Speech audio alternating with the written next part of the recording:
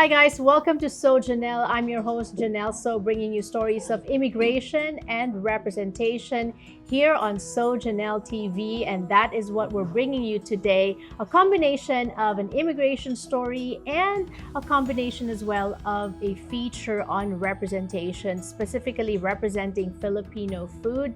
Today, I am honored to introduce you to our guest, who is a popular figure in the Philippines, especially in entertainment, specifically in the music industry, Dodjie Simon. Dodjie Simon. Hello, Hi, and how are welcome you? to So Jannelle. Thank you very much for having me, Jannelle.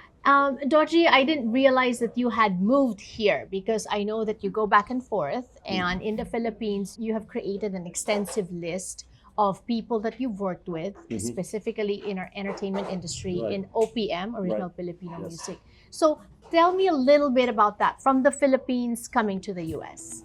I was born in the Philippines, raised there, and studied in University of the Philippines. I graduated from UP, College of Engineering, pursued my studies there and my career in IT. Round about that time when IT was still picking up, so I moved from industrial engineering, switched to computer Smart move. engineering immediately. And then from there, I worked at the US Embassy for 8.5 years. And then I moved to the shipping and port industry. That's where the opportunities to travel and move to Australia happened. And then from Australia, we moved to the US. But talking about the music industry, I also had a very successful parallel career in music. I grew up listening to music on radio, AM and FM radio, Yes. and it was just an integral part of myself. Right. So I started writing when I was 14 years old, joined the first Metro Pop. Wow, okay. Of course, was beaten by Senor Ryan Kiabiab. But it took a while, just writing one song after another until, in 1999, I got the grand prize of Metro Pop. Wow, congratulations. Thank you. But also the move to the States. So you would have been okay in the Philippines. What pushed you to uproot the family and move to the States? It was the opportunities that opened up, and the thought that I should actually give this a try, and not just forgo and say no, I'll just stay here.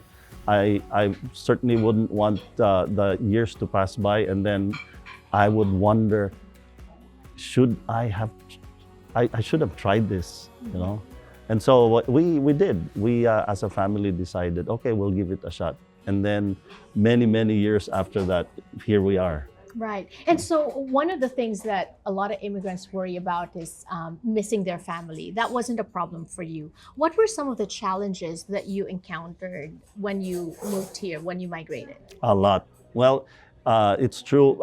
The condition I always put forward whenever I'm promoted from one country to another is I have to bring my family. It's non-negotiable. And so when we moved from Sydney, Australia to New Jersey. Oh, okay. Yeah, New Jersey. So California wasn't even the first stop. No, Yeah, it okay. wasn't the first stop. Okay. I was a CIO of a port in New Jersey. Of course, the weather was very different. We had a house and we had a semicircular park, driveway, and it was filled with snow, and we were wondering when the snow will melt. We were so You didn't want naive. to shovel, yeah. Yeah. Right, And right. of course, the transition for the children. I have 3 children, and going to school, and of course uprooting them from their comfort zone and learning a new culture, and getting along with new classmates, etc. It's quite a challenge, but we were determined to give it a shot, give it our best shot, and try living here in the United States. How long would you say did it take you and your family to, get used to life in America?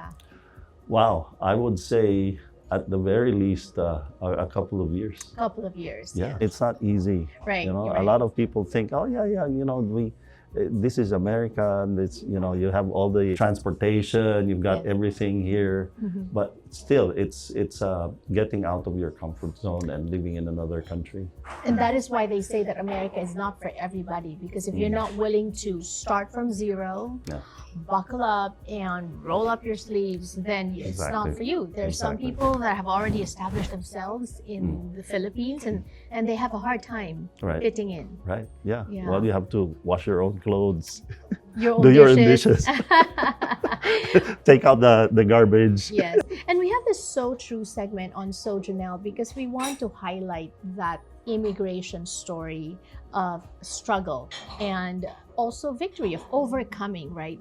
What would be your advice to people who are watching that may be in a similar situation? Maybe some of them are questioning if it was the right move to move or if they should go back to the Philippines. Actually, having a vision, not just for yourself, but for your family and the generations to come. Because if you have that vision, whatever you face every day, whatever challenges you face every day, you have that long-term goal and say, this is how I see our family, this is how I see the next generation, and I will persevere because of that vision. I love that, the leadership of a father and of a husband, right? Yes. And one of those who have benefited from this vision and is also in his own way continuing the vision is your son, Yes. second child, Yes. Eli. We're going to be meeting him when we return. Don't go away.